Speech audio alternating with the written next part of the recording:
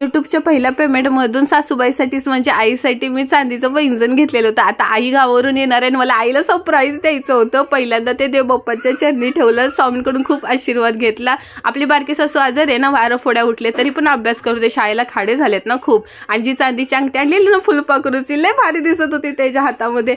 आणि आज खूप खुश होती कारण का पेमेंटमधून 2 गोष्टी घेतलेल्या। एक लक्ष्मी आईची मूर्ती मी घेतलेली होती आणि त्यावेळेला गेलो का नाही मी, त्यावेळेला ती मला पाहिजे होती तशी नव्हती, म्हणजे पाटावरची होती आणि मला कमळामध्ये पाहिजे होती आणि मी ऑर्डर केलेली आज आलेली, खूप सुंदर होती। हसरा चेहरा घेतला, तिथं मला स्वामींचं लॉकेट पण आवडलं। एक बघू पुढच्या वेळेला जमलं तर घेईन। आणि डायरेक्ट कापूर बाहुडीच्या सप्तशृंगी आईच्या दर्शनाला गेले।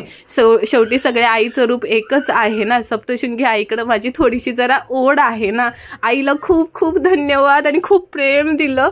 आणि ना केंद्रातल्या दादांना फोन केला आणि त्याच दिवशी लक्ष्मी आईची ना खूप सुंदर पद्धतीने मी स्थापना केली।